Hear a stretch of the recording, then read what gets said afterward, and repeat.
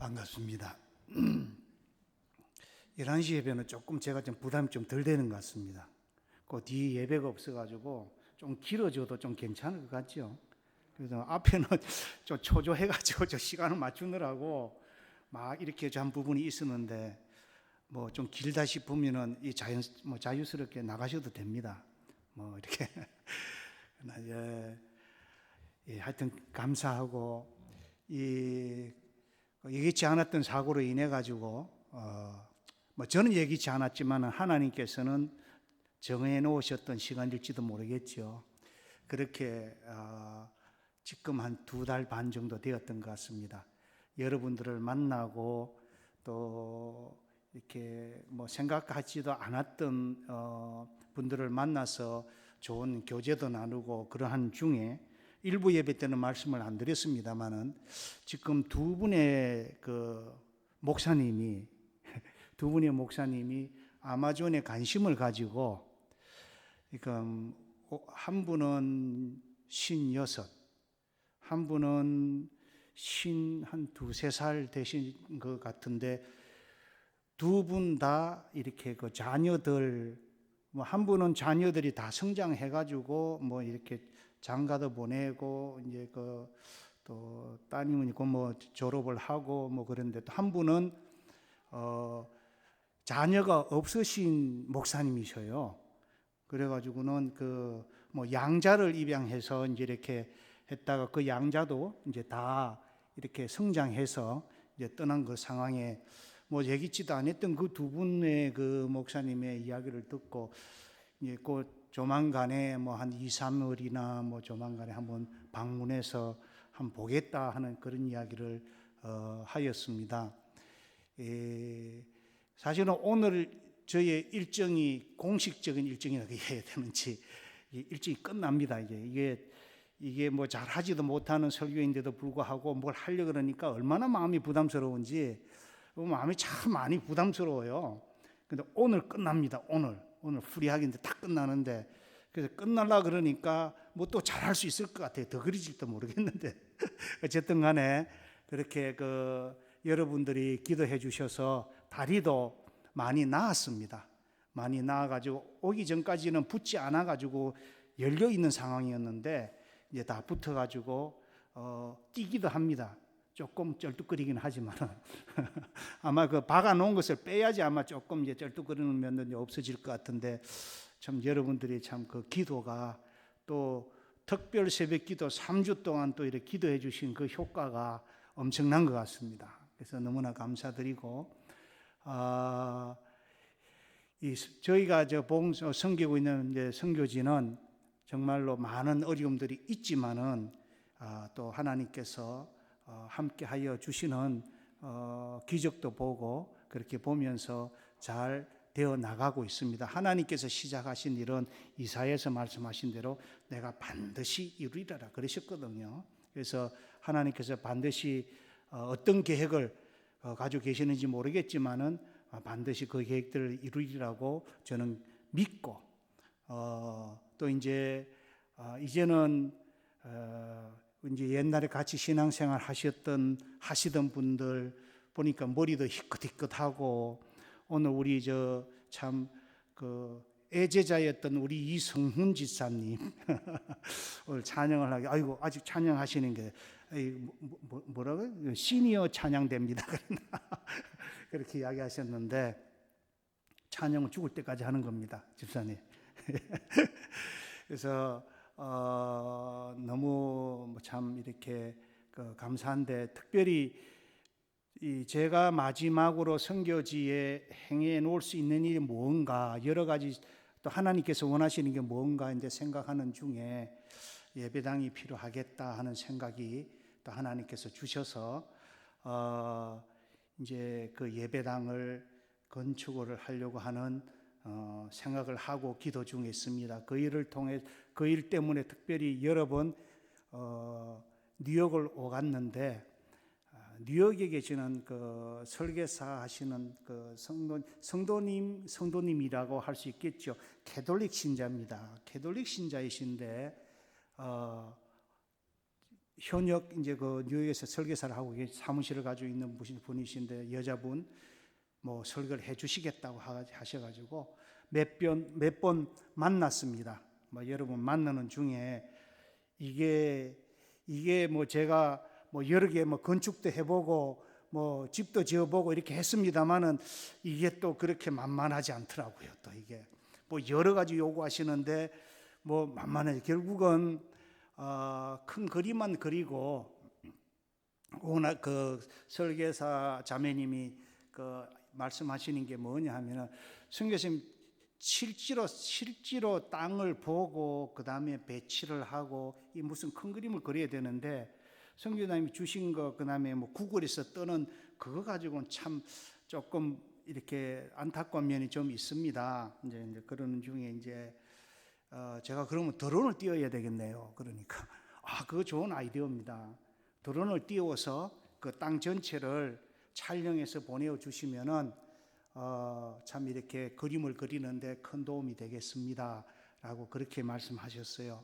원래 지금 현재 소유하고 있는 그 아둘람 센터 거기 하면 50에이커 되는데 뭐 올라갔다 내려갔다 하기 때문에 뭐 좀 뭐 이렇게 사용할 수 있는 땅은 또 제한되어 있어요.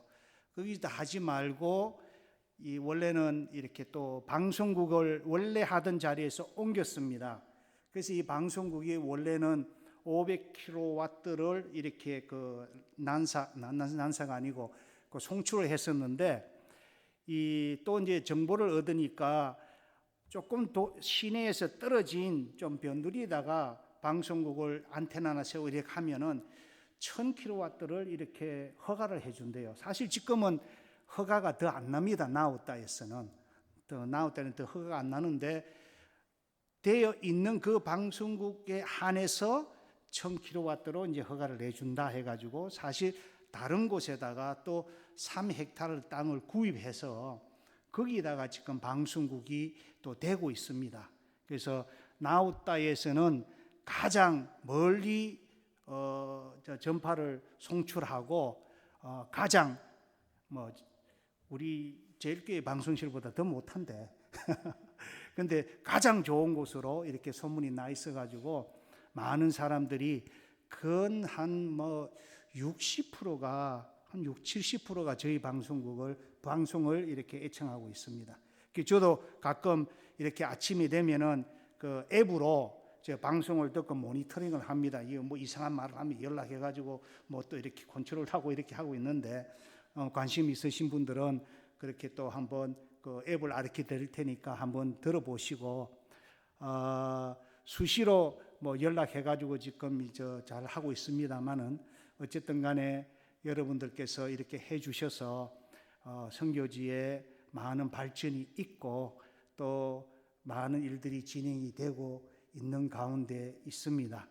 근데 이제 무엇을 가장 필요한 것이 지금 사실은 동력자입니다.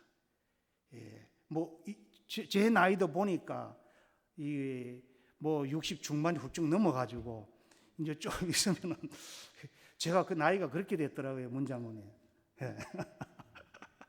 그래서 특별히 여러분들께서 강력하게 기도해 주실 것이 뭐냐면은 이 아마존의 선교가 계속 진행이 되어질 수 있도록 여러분들께서 기도하시며 헌금하신 그 물질들이 다시 이렇게 그 헛되지 아니하도록 좀 동력자가 생겨서 계속 연속적으로 이 아마존 선교가 진행이 될 수 있도록 기도해 주셔야 될 것 같습니다. 왜냐하면은 우리가 잘 아는 짐 엘리웃 그 에콰도르에서 선교하셨던 그 지역을 제가 잘 알고 있습니다. 그 지역에서 봉사하던 한국 선교사님이 저희한테 여러 분 찾아와 가지고 뭐 여러 또 교제를 나누곤 했습니다. 근데 거기 소식을 들으니까요, 우리가 지금 알고 있었던 거는 조금 다르게 그 선교지가 다시 원위치로 다 돌아갔습니다. 다 돌아갔어요. 그 이제 그 합동측에서 파송한 선교사님이었는데 이분이 그 우리가 보았던 그 영화에 그 집이 있었지 않습니까?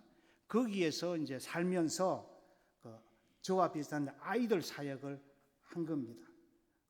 아이들 사역을 하였는데 뭐 한마디로 다 원위치 돌아갔다. 이제 그렇게 이야기를 하더라고요. 그리고 그분은 출소했습니다. 저보다 훨씬 젊은 분이셨는데 참 아마존 선교가 그렇게 만만한 것이 아니구나 하는 걸 다시 깨닫고 있습니다. 그러나 하나님께서 하시려고 하면은, 작정하신 일이면은 하나님께서 하시리라고 저는 반드시 이루리라고 믿습니다. 여러분들의 기도와 함께. 그래서 잊지 마시고 함께 계속 기도해 주시고, 그리고 함께 생활하는 아이들은 우리 이제 신학교도 다니고 이제 한 2년 있으면 졸업을 합니다. 졸업을 하고 또 여자 아이도 나갔다가 돌아왔습니다. 한 명이. 근데 마가리따라는 아이인데 그 아이도 아주 총명한 아이였는데 나가서 참 아쉬움이 있었는데 나이 20살이 되어서 고등학교를 졸업하고 리마에서 왔더라고요. 그래서 참 조심스럽게 저걸 했었는데 다행히도 참 이 아이가 얼마나 지금 신앙생활을 잘하면서 함께 신학 수업을 하고 있습니다.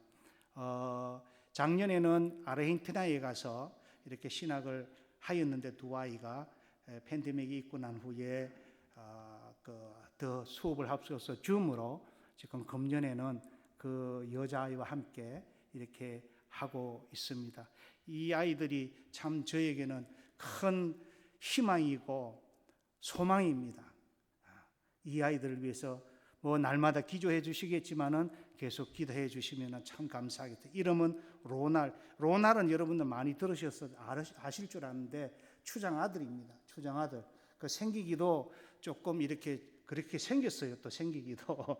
그래서 이제 이 아이가 아주 잘합니다.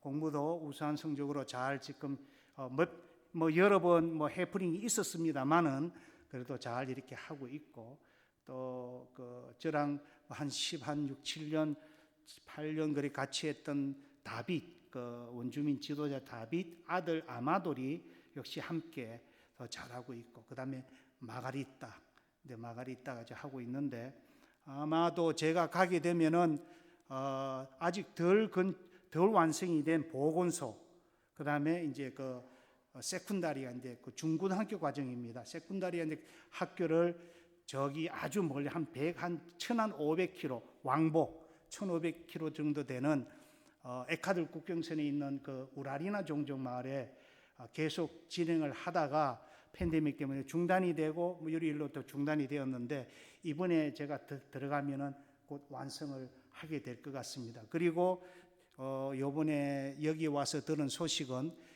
이제 보건소도 나라에서 인준을 해 주셔가지고 정식적인 보건소로, 그리고 또 이 보건소인뿐만 아니라 있지 않았던 일인데 정부에서 그동안에 이제 코비 사역을 하면서 이분들이 인정이 되어서 저와 함께 아마존의 트로피칼 인프메로, 그러니까 열대병 인베스티게이팅 하는 시스템이 없었습니다. 그래서 그거를 최초로 함께 하자는 연락을 공식적으로 받았습니다. 받았는데 제가 할 수 있는 거는 이제 한계가 있기 때문에 더 많은 일 진행할 수 없을 것 같은데 고심보건병원과 아마 연결이 계속되어서 이 일들이 또 이루어지지 않겠나 그렇게 지금 생각하고 있습니다. 그래서 특별히 혼자 할 수 없는 일들입니다. 그리고 지금 나우따에다가 안엑서, 한국말이 자꾸 까먹어요. 제가요. 뭐라 그럽니까? 분교, 대학교가 없는데 분교를 세우자고 이키토스에 있는 주립대학교에서 이렇게 연락이 왔습니다. 그 총장이 이번에 이제 선거 몇 달 전에 이렇게 했는데 제가 잘 아는 분이 되었어요. 그래서 물론 고신의대하고 이렇게 MOU 맺은 것도 있어서 그게 잘 진행 안 되었었는데 그 일도 계속 진행을 하고 나우따에다가 고신대학교하고 협의를 해가지고 분교를 하나 세웠으면 좋겠다. 그런 이야기도 있는데 사실은 제 용량은 한계가 되어 있는데 어쨌든 간에 하나님의 용량은 무한하시니까 또 여러분들이 함께 기도해 주시면은 어떠한 일들이 또 일어날지 모르겠습니다. 그래서 함께 계속 기대해 주시면은 감사하겠습니다. 특별히 참 선교지에서 많은 어려움들이 있죠. 그런데 많은 어려운 일들 중에 앞서 제가 말씀드린 대로 가장 힘든 건 뭐냐면은 무슨 일을 결정을 할 때, 그리고 결정한 후에 그 일들이 정말로 하나님의 영광을 위한 것인지 아니면 나의 생각, 나의 열정, 나의 그 열심으로 이렇게 일어난 생각들인지 그거를 판단하지 못할 때가 상당히 힘들고, 그리고 그 일로 통해서 무슨 일이 일어나면은 참 마음이 흔들리고 그러한 것을 참 많이 있었습니다. 여러분도 마찬가지일 줄 압니다. 삶을 살아가면서 무슨 일들을 결정을 하긴 하였는데 기도하면서 한다고 하였는데도 불구하고 여러 내가 생각했던 그런 일들로 이렇게 이루어지지 않으면은 갈등이 많은 것을 우리가 볼 수가 있죠. 우리가 잘 알고 있는 오늘 읽은 그 성경을 기록한 사도 바울도 그와 똑같이 우리와 같이 똑같은 고민과 갈등을 하였던 사람이었습니다. 그래서 오늘 읽은 본문에서는 실패와 고민, 갈등과 자기와의 싸움을 통하여 얻은 경험을 이 세상에 살아갈 동안은 이것만은 내가 꼭 붙들고 놓치지 않겠다라고 이야기하고 있습니다.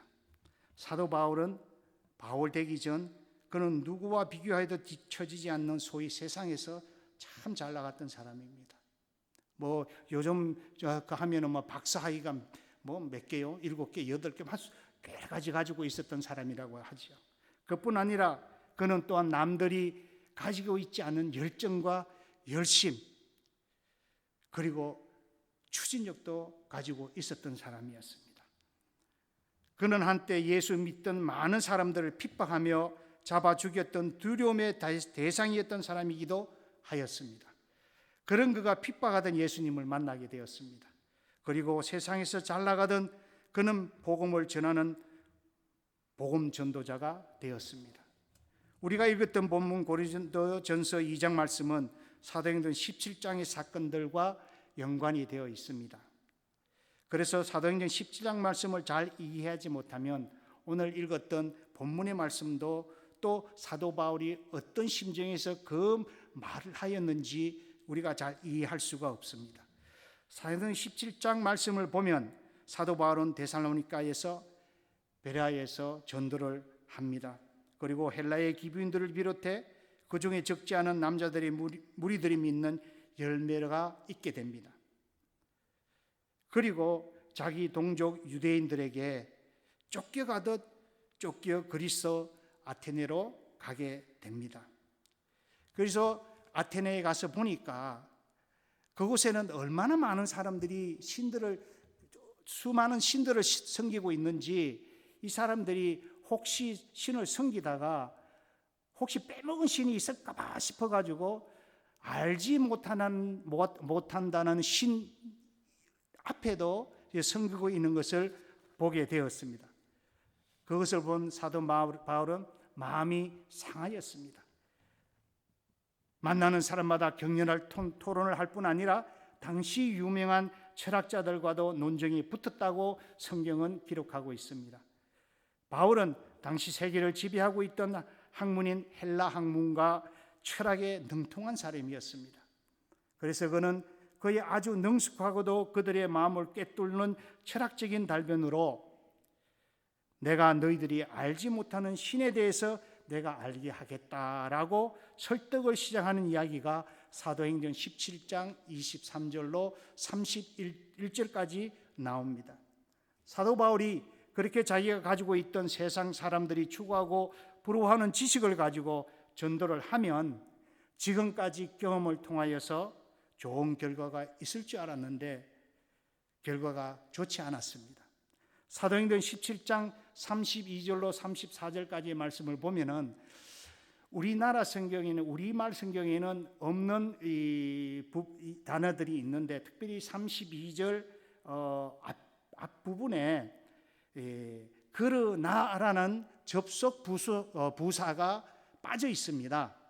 원어에는 들어있는데 빠져 있고 3절 말씀에 그리고라는 접속사도 빠져 있음을 봅니다. 그런데 그 말을 우리가 잘 들어보면은 접속 부사 그러나라는 이야기를 할 때에 지금 전개되고 있는 그 앞부분의 이야기가 뒷부분에는 부정적으로 표현할 때가 있고 부정적으로 표현되던 앞부분의 이야기가 긍정적으로 표현될 때가 있습니다. 그래서 32절 말씀을 우리가 보면은 뭐라고 나오냐 하면은 그러나 그들이 죽은 자의 부활을 듣고 어떤 사람은 조롱도 하고 어떤 사람은 이 일에 대하여 네 말을 다시 듣겠다 하니 그리고 이에 바울이 그들 가운데서 떠나매라고 이야기합니다. 그리고 34절 말씀에 몇 사람이 가까이 하여 믿음에라고 노는데 34절 말씀 몇 사람이 가까이 하여 믿음에라는 이 말도 우리나라 성경에는 그냥 몇 사람이라고 되어 있는데 이 스페니시 성경 그리고 이 원어 성경을 보면은 아주 적은 소수의 사람이 믿었더라라고 이야기합니다. 아주 적은 소수의 사람. 열매가 많지 않았습니다. 바울은 이렇게 아덴에서 복음을 전하고 열매가 많지 않았던 일에 대하여 깊은 생각에 잠기어 그는 아덴을 떠나 고린도로 가게 됩니다. 사도 바울이 고린도로 가게 된 당시 상황은 앞에서 살펴본 대로 상당히 낙심된 상태였던 것 같습니다. 그리고 당시에 겪었던 상황과 심정을 오늘 읽은 고린도전서 2장 3절에 이렇게 설명합니다. 내가 너희 가운데 거할 때에 약하고 두려워하고 심히 떨었노라. 좀 이 본문의 그 말씀을 조금 이제 이해를 하겠죠. 당시의 상황에 사도 바울의 심정이 어떠하였는지를. 사도 바울은 당시 어떤 사람들과 비교하여도 뒤떨어지지 않는 세상적 실력과 지식을 가지고 그들이 요구하는 방법으로 주님의 부활에 대하여 논쟁하였지만 어떤 성취의 기쁨보다 패배감을 맛보게 되었던 것입니다. 오해하지 마십시오. 당연히 우리에게 있는 지식과 어떤 재주들, 하나님께서 주신 재주들이 있죠. 주를 위해 사용할 수 있습니다.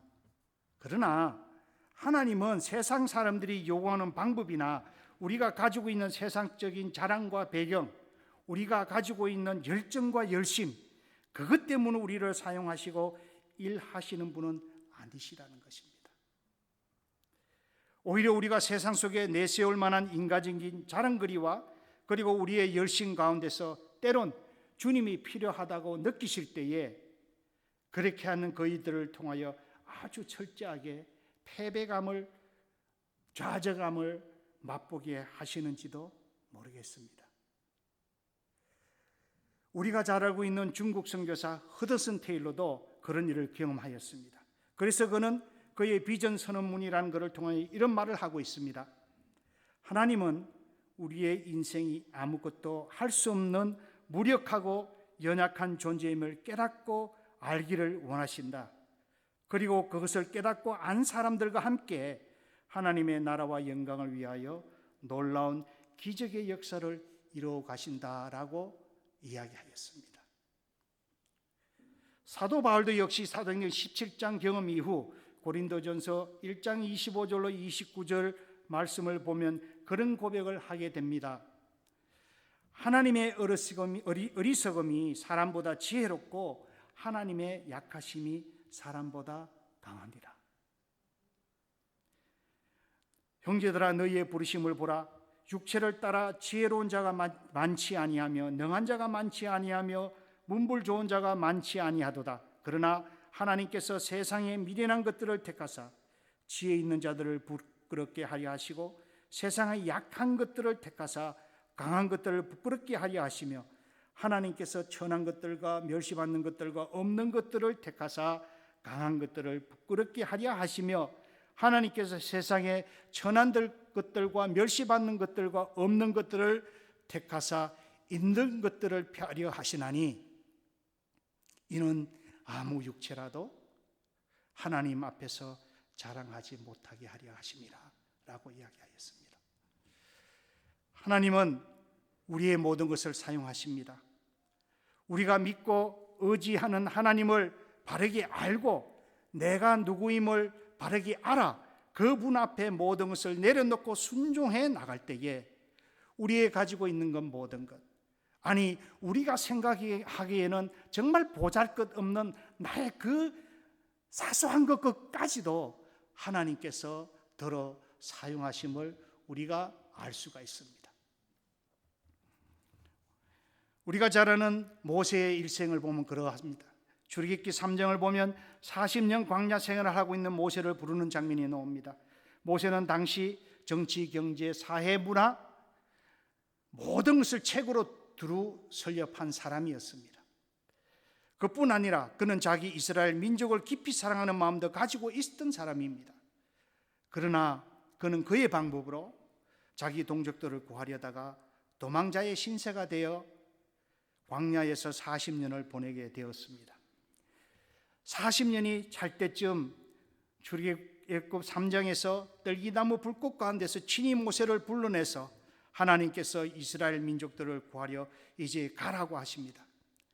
그러나 모세는 40년 전의 일들을 생각하면 내 말을 믿지도 아니하고 듣지도 아니하고 하나님께서 나에게 나타나셔서 하신 이 말씀도 믿지 않을 것이다라고 합니다.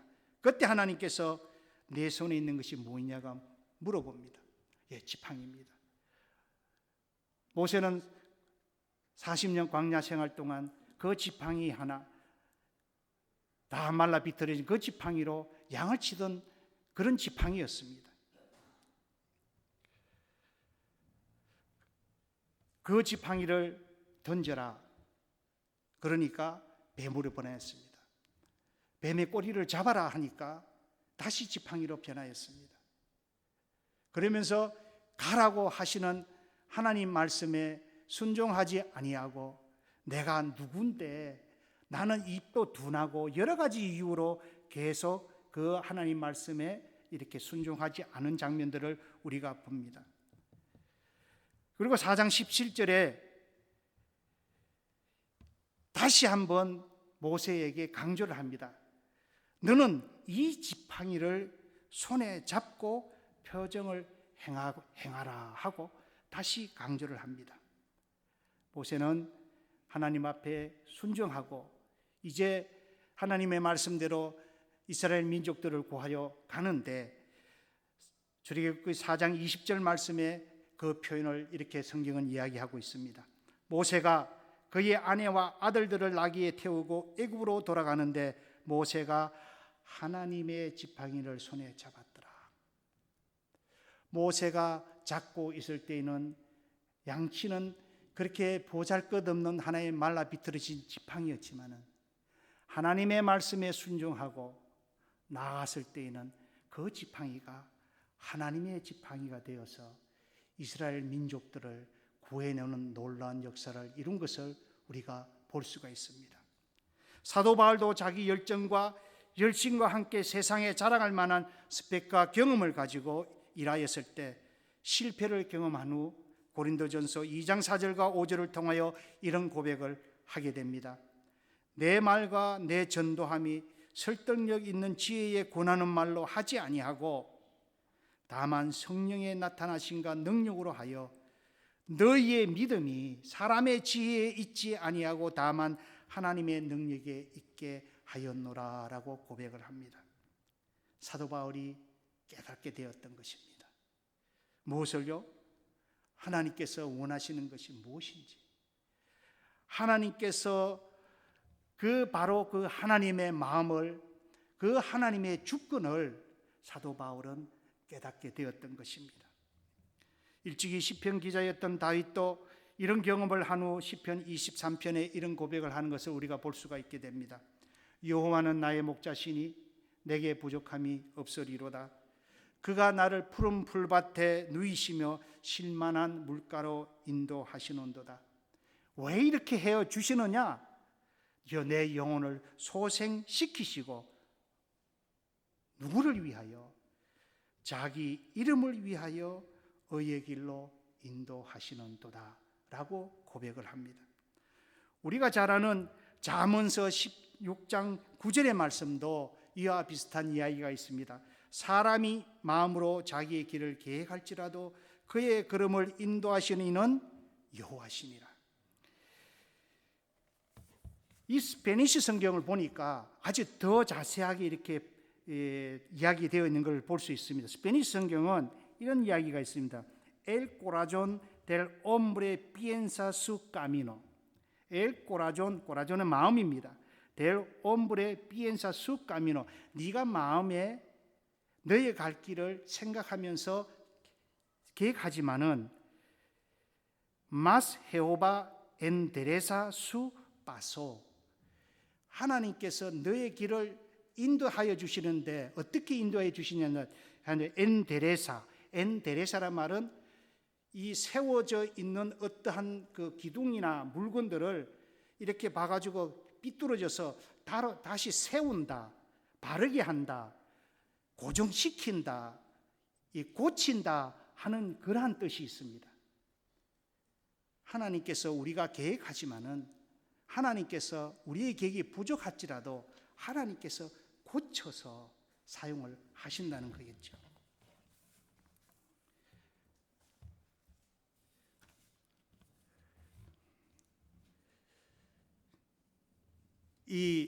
얼마 전에 제가 그 닥터 이렇게 저 치료를 이렇게 카운셀하러 갔었는데, 여러분 잘 아시는 김종덕 닥터 잘 아시죠? 가는데 이제 뭘 이렇게 뺀다고 한 3시간을 누워서 이렇게 하는데 열심히 그분은 막 이렇게 간정도 하고 여러 가지 이야기를 하셔요. 그 중에 제가 참 감명 있게 들었던 그분의 간증이 뭐냐면은 그 김종덕 그 닥터가 아들, 딸 2명이 있는데 이 아들이 저희 아들하고 친구였습니다. 그런데 이 친구가 굉장히 속을 썩인다는 이야기 듣고 삐딱하게 나가고 좀 끌렁끌렁거리는 아이들하고 이제 다니고 그런다는 이야기를 들었었어요. 그런데 이제 그 어머니가 이제 직접 이야기하는 게 얼마나 힘들었는지, 이 아이가 학교에 갔다 오면 가방이 없다는 거예요. 가방이. 야, 너 가방을 어디 뒀냐? 그러면은 모르겠어요. 너 친구 집에 있을 거예요. 그리고 그 다음에는 다른 친구 집에 있을 거예요. 이런 식의 가방을 들고 다니지는 않았다 그래요. 그리고 또 하나는 그냥 그러면 또 좋겠는데 핑크색 머리를 물들인 아이, 그 다음에 노랗게 물들인 아이를 또 집에 데려와가지고 엄마 저 피자를 좀 사내달라고 그렇게 이야기한다는 거예요. 근데 야, 그 어떻게 저 머리가 저 핑크색이냐, 머리가 왜 저렇게 노랗냐. 그러니까 엄마, 사람의 마음이 핑크색이면 핑크물로 드리고요, 노라면 노랗게 물들여요. 그거 아무것도 아니, 걱정하지 마세요. 그렇게 이야기하더랍니다. 근데 그날도 저녁에 참 들어오지 않고, 이렇게 시간이 오래됐는데 들어오지도 않고 걱정이 되어서 불을 켜놓고 참 너무 한심스럽대, 아들을 생각하니까. 그래도 자기는 이렇게 우리 이민사회에서 딱 트고 그 다음에 연합교회 다니는 분이시고 여러 가지 있는데 너무 한심해서 그래서 앉아서 이제 기도를 했답니다. 하나님, 어떻게 이런 일이 있을 수가 있습니까? 기도하기보다는 푸념을 했다 그래요. 하나님, 어떻게 이럴 수가 있으십니까? 어떻게 하나님이 살아계시면 이 아이가 이렇습니까? 근데 그 아들한테 왜 넌 이렇게 삐딱하게 나가냐고 물으니까요, 나는 오래 살고 싶어서 삐딱하게 나가요. 그러더래요. 왜? 그래, 아빠는 착하게 살다가 빨리 가셨잖아요. 난 아빠같이 그렇게 살고 싶지 않아요. 그렇게 이야기하더랍니다. 그래서 이제 이렇게 하다가 너무 막 안타까워서 하나님, 이럴 수가 없습니다, 신세 탈행하면서 막 이렇게 푸념을 하고 있는데 갑자기 이상한 음성이 들리는 것 같으니, 누가 지켜줍니까 내 아들을? 그러니까 내가 지키지. 그런 음성이 들리더라는 거예요. 에? 이게 무슨 소리 하면서 이렇게 들려다가, 이게 누가, 그러니까 너는 들어가 자라, 그러더랍니다.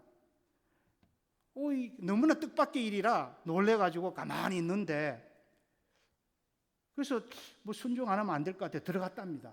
들어간 이제 자고 불 끄고 이제 들어가 잤는데, 그 다음 날 아들이 들어와서, 야, 내가 너를 위해서 기도하고 막 이렇게 했는데 갑자기 이런 음식인데 내가 들어가 잤다.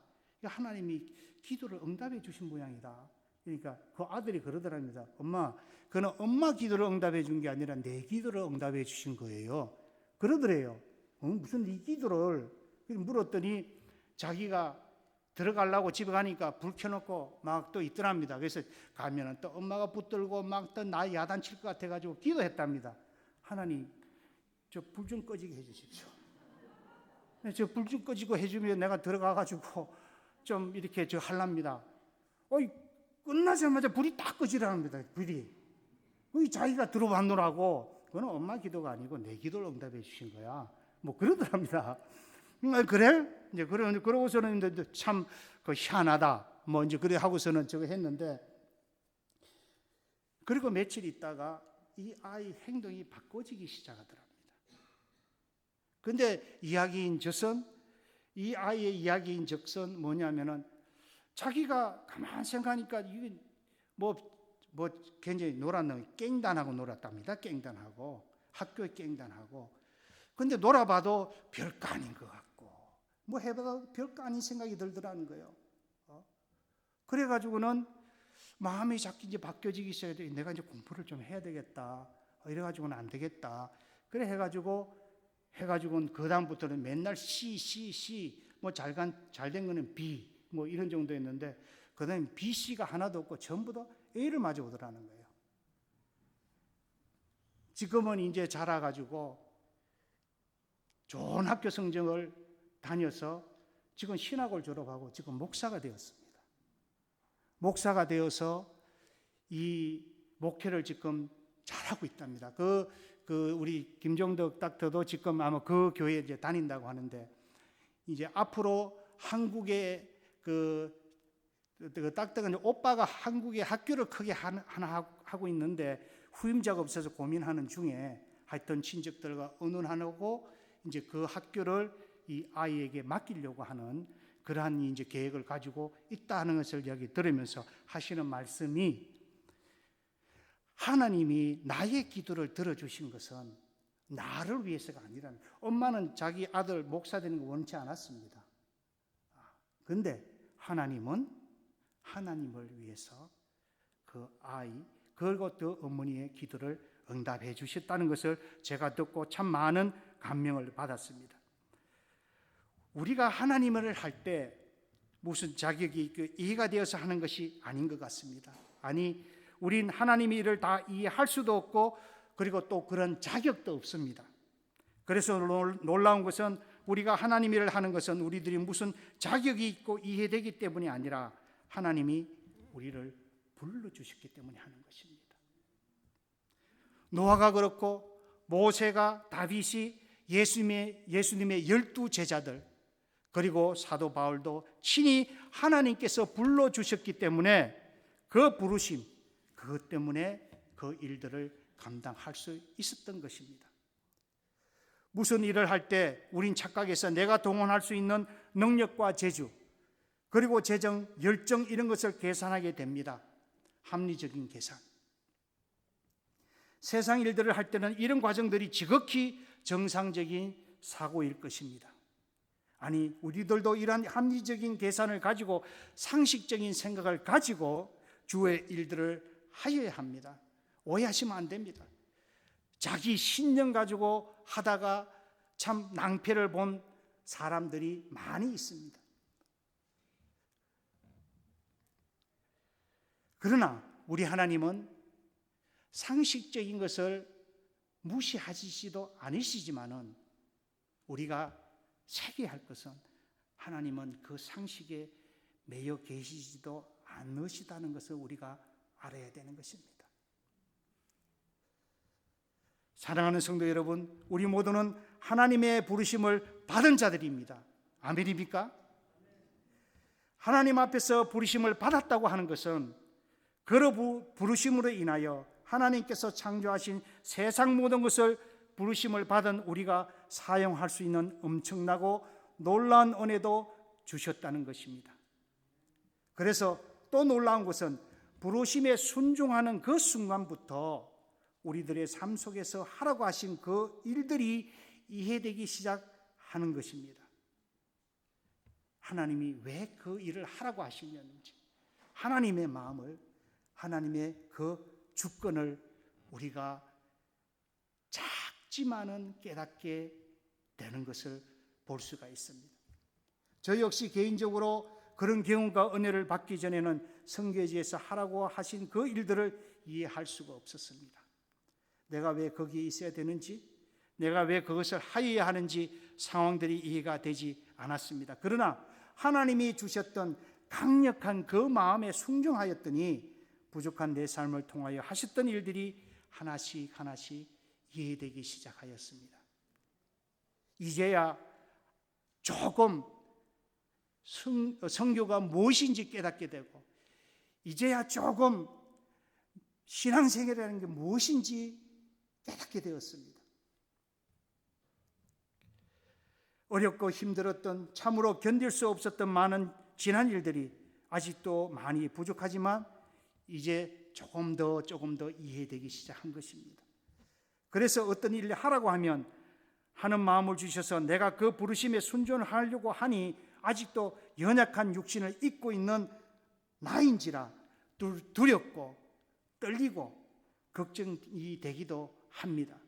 그러나 나를 통하여 이루어 주셨고 또 이루어 가실 주님의 손길에 대한 기대와 믿음도 생기기 시작하였습니다. 그저 사용하여 주심에 감사할 뿐이죠. 여러분들도 그러한 은혜를 누리시기를 축복합니다. 그렇지만 아직도 연약한 육신을 입고 사는 인생인지라 무슨 일을 시작하려고 하면 아직도 걱정이 됩니다. 앞이 캄캄할 때가 있습니다. 왜냐하면 이 세상을 지배하고 있는 어둠의 세력들이 자꾸 찾아오기 때문에 정말로 힘듭니다. 그런데 하나님은 나에게 자꾸 그러한 강력한 마음을 주십니다. 그래서 이번에는 선교지에 예배당을 지어야겠다 하는 마음이 결정하게 되었던 것입니다. 사실 오래전부터 방문하시는 여러분들이 선교사님, 예배당은 언제 건축하시지요? 왜 건축하지 않으시지요? 라는 질문을 여러 번 받고 들었습니다. 사실 여러 가지 이유로 나는 그동안 예배당 건물의 필요성을 크게 느끼지 못하였습니다. 그런데 약 2년 반 전 의료팀으로 방문하였던 고신보건병원 수간의사 박금옥 우리 권사님이신데 박금옥 선생님이 선교사님, 이제 아마존에 예배당이 하나 있어야 되겠다 하는 생각이 들었습니다. 여기 오기 전에 기도하는데 하나님께서 그러한 마음을 주셨습니다. 그리고 그러한 마음을 주시면서 나에게 먼저 실천을 하라는 마음을 또 주셨습니다. 그러시면서 봉투를 하나 저에게 내놓으셨습니다. 만불을 헌금하셨습니다. 그 이후로 받아두었던 헌금이 저에게는 아주 큰 부담으로 저의 마음을 항상 눌러왔습니다. 누구나 다 그렇겠지만 돈 문제를 이야기할 일이 생기면 참 눈치가 많이 보입니다. 그래서 때론 물질이 없어서 굶기도 하고 사고로 치료를 해야 할 위급한 일이 생겨도 이야기하지 못하고 전전긍긍할 때가 많이 있었습니다. 이번 코비드 때도 그랬습니다. 코비드 때도 많은 일이 있었는데 또 코비드가 시작이 되면서 결정적으로 저의 마음을 힘들게 하였던 것은 어릴 때부터 키워왔던 가브리엘이라는 이 아이가 초등학교 때부터 키웠습니다. 키워가지고 간호전문학교를 졸업을 시키고 이제 앞으로 좀 이렇게 좀 귀한 일들을 감당할 수 있겠다는 생각을 하고서는 있었는데 이 아이가 코비드가 튀어나가 버린 거예요. 그 일 때문에 참 마음이 많이 흔들리고 많이 이렇게 힘이 들었습니다. 내가 여기까지인가? 아이들 일을 한다는 것이 여기까지인가 하는 생각을 하였습니다. 그리고 포기하려는 마음도 가졌더랬습니다. 그리고 이제 코비드 요청을 한 후에 많은 분들이 이렇게 헌금도 해주시고 그래 하였는데 특별히 제가 잊지 못하는 한 분이 있었습니다. 리마에서 제가 잘 모르는 자매인데 리마에서 이렇게 그 자매가 메일을 하나 보내왔습니다. 제가 한번 읽도록 하겠습니다. 선교사님 안녕하세요. 몸은 좀 어떠세요? 그 지역 현황은 조금이라도 나아졌는지요? 저희 엄마가 지금 생사를 오가는 병상 중에 계시는데 엄마를 위해 헌금을 해주신 비용의 일부를 선교 현장에서 생명을 살리고 계시는 분들에게 하나님께서 흘러내보내라는 말씀과 마음을 주셔서 헌금을 하고 싶습니다. 소액이지만 도움이 되셨으면 좋겠습니다. 혹시 페루 계좌 번호를 알려주시며 송금 드리겠습니다. 그래서 제가 질문해서 무슨 병이신데요? 뇌종양 말기이세요. 2014년에 약 7cm 제거 수술을 하시고 6년 만에 재발한 것을 발견했는데 이미 늦은 상태라서 재수술 거부하시고 지금은 말씀과 기도로 저희들이 예배드리고 있고 엄마는 침상에 누워만 계십니다. 재정은 하나님께서 원하시는 일이고 말씀하시는 방향으로 흘러보내는 거니 부담 갖지 마시기 바랍니다. 엄마의 목숨값으로 여러 생명을 살리는데 써주시면 감사하겠습니다. 나에게 좀 충격이 된 일이라 바로 이야기하지 못하고 며칠을 지난 후에 연락을 취하였습니다. 네, 선교사님 받아주셔서 감사드립니다. 송금 문자 드릴게요. 감사합니다. 그리고 난 후 한 일주일이 지난 후에 주일 아침에 다시 카톡을 체크하는 중에 다음 같은 소식이 왔습니다. 안녕하세요. 소식 전합니다. 조금 전, 그러니까 아마 토요일 날 저녁이었던 것 같아요. 조금 전 19시 56 오후에 저희 엄마가 운명하셨습니다. 그동안 함께 기도해 주시고 마음 써 주신 것 잊지 않겠습니다. 감사드립니다. 현재 코로나 사태로 장례식장이 없어서 집에 모시다가 월요일 오후에 화장하기로 했습니다. 라는 카톡을 받았습니다.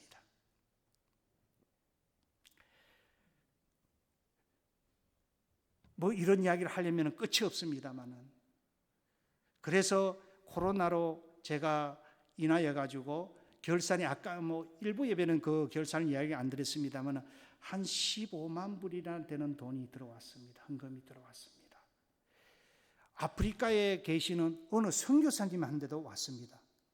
아마 선교사님한테 헌금 받는 건 아마 제가 유일한 것 같은데, 아프리카에서 선교사님이 모르시는 분입니다. 카나다에서, 칠레에서, 온 세계에서. 그 당시에는 마스크가 없는 상황이었는데 참 하나님께서 기적적으로 마스크 5만 장을 한국에서 보내어 받을 수 있도록 해 주셨습니다. 받는 자체도 참 힘이 든데 하나님께서 대통령궁을 움직이셨어요. 대통령궁의 그 시스템이 PCM이라고 프레지던트 카운슬러 미니스트리라는 그 단체가 그 대통령을 보좌하는데, 그 중 한 분이 저희의 소식을 듣고 파스tor 도착하면은 이끼토스까지 가고 나우타까지 가는 모든 비용들을 저희들이 또 세관들을 다 해서 우리가 다 통과를 시키겠다고, 걱정하지 말라고 그렇게 소식이 왔습니다. 저는 그분을 모릅니다.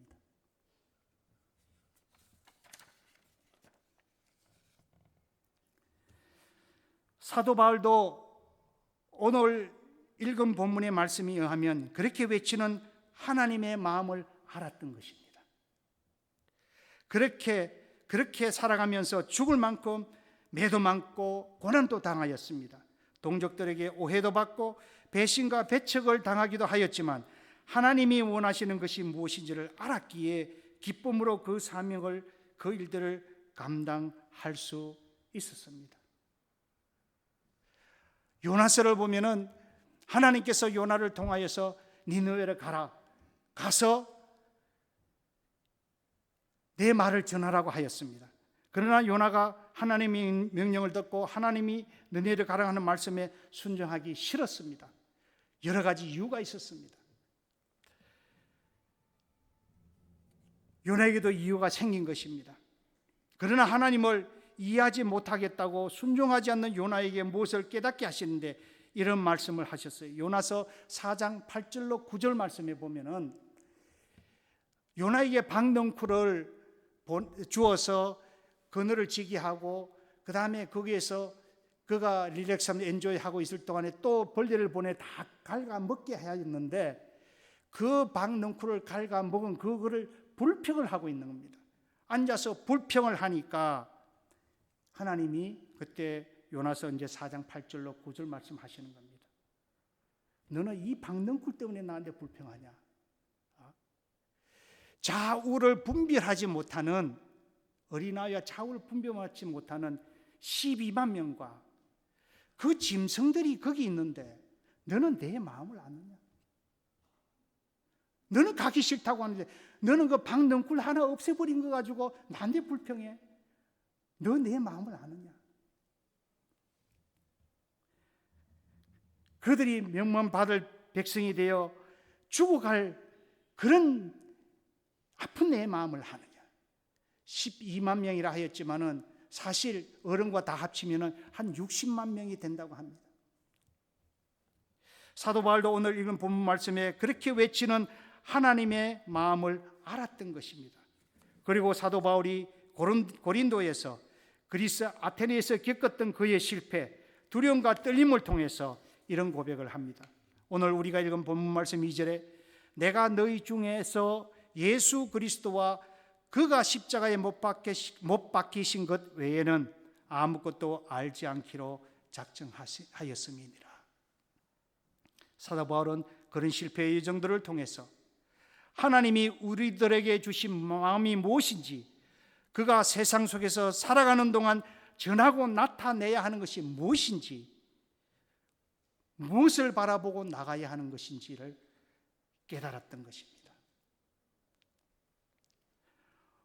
오늘 우리들이 읽은 본문 말씀을 통해 고백하고 있는 것입니다. 그것은 우리 죄를 위하여 십자가에 못 박혀 돌아가신 예수 그리스도, 그 이름 외에는 어떠한 것도 자랑하지 않겠다는 것입니다. 왜요? 예수 그리스도의 그 이름만이 우리 삶의 모든 것이고 영원한 우리의 능력이시기 때문입니다. 내가 너희 중에서 예수 그리스도와 그가 십자가에 못 박히신 것 외에는 아무것도 알지 않기로 작정하였음이니라. 히브리서 3장 1절에 그러므로 함께 하늘의 부르심을 받은 거룩한 형제들아, 우리가 믿는 도리의 사도이시며 대제사장이신 예수를 깊이 생각하라. 골로새서 3장 1절에 그러므로 너희가 그리스도와 함께 다시 살리심을 받았으며 위의 것을 찾으라. 거기는 그리스도께서 하나님 우편에 앉아 계시느니라. 위의 것을 생각하고 땅의 것을 생각하지 말라라고 부르짖고 있는 것을 볼 수가 있습니다. 우리가 살아가면서 추구할 것이 무엇인지, 하늘에 속한 것이냐, 땅에 속한 것이냐. 사랑하는 성도 여러분, 여러분도 깊이 생각하여서 우리가 마음에 결단하는 시간들을 가져야 할 것입니다. 왜냐하면 우리가 하늘의 것을 바라보고 살아갈 때에 비록 어둠의 세력들이 지배하고 있는 이 땅 위에 살아가고 있지만 로마서 8장 28절 말씀대로 하나님을 사랑하는 자, 곧 그 뜻대로 부르심을 입은 자들에게는 모든 것을 합력하여 하나님의 거룩한 이름을 위하여 선을 이루어 가실 것이기 때문입니다. 여러분도 이러한 복을 누리며 남은 이 땅의 삶을 살아가는 여러분들이 되시기를 축복합니다. 그리고 사도 바울은 에베소서 3장 8절에 그 깨달은 말씀들을 통하여서 뭐라고 이야기하냐면 모든 성도 중에 지극히 작은 자보다 더 작은 나에게 이 은혜를 주신 것은 이런 복된 복음의 사역인 우리들의 능력이신 이 예수 그리스도의 이름을 세상에 전파하라고 하신 것이다 라고 이야기하고 있습니다. 예수님께서 제자들에게 성천하시면서 제자들에게 부탁하셨던 말을 다시 사도 바울은 우리에게 상기시켜주고 계시는 것입니다. 사랑하는 성도 여러분, 우리는 이 땅에 살아가면서 다 없어질 존재들입니다. 하지만 없어질 존재들을 통하여서 하나님께서는 하시고자 하는 아주 엄청난 일들이 있습니다. 무엇이냐 하면 바로 우리의 복음이요, 우리의 능력이요, 우리의 모든 것인 예수 그리스도의 그 이름, 그 이름이 온 세계에 주님 오시는 그날까지 전파되기를 원하시는 것입니다. 이러한 축복과 이러한 우리가 받은 이 사명들을 놓치지 마시고 잘 감당하여서 하나님의 귀한 종으로 칭찬받는 우리들이 되기를 간절히 소원합니다. 이 시간에 함께 부르고 싶은 찬양이 하나 있습니다. 난 지극히 작은 자, 사도 바울의 말씀을 이렇게 찬양으로 만든 찬양인데 상당히 많은 이렇게 저희들에게 은혜를 주시는 말씀인 것 같습니다. 같이 함께 도와주시면 감사하겠습니다.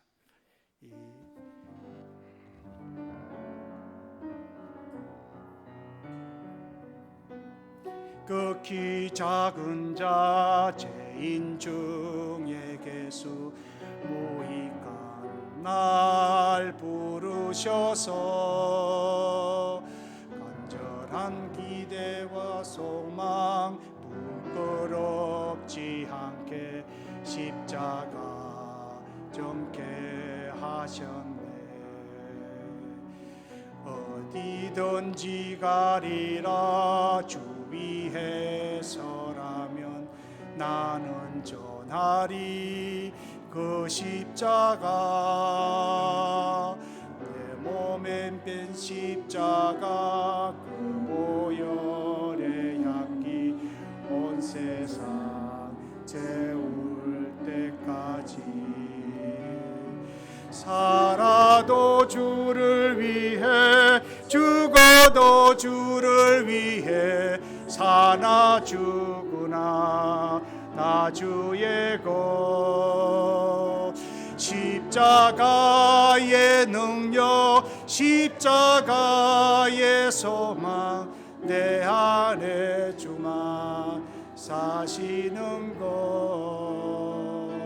살아도 주를 위해 죽어도 주를 위해 사나 죽으나 나 주의 것. 아멘. 십자가의 능력 십자가의 소망 내 안에 주만 사시는 것. 살아도 주를 위해 죽어도 주를 위해 사 죽으나 나 주의 것. 십자가의 능력 십자가의 소망 내 안에 주만 사시는 것. 지극히 작은 자 죄인 중에 계수 무익한 날 부르셔서 난 기대와 소망 부끄럽지 않게 십자가 정케 하셨네. 내 사랑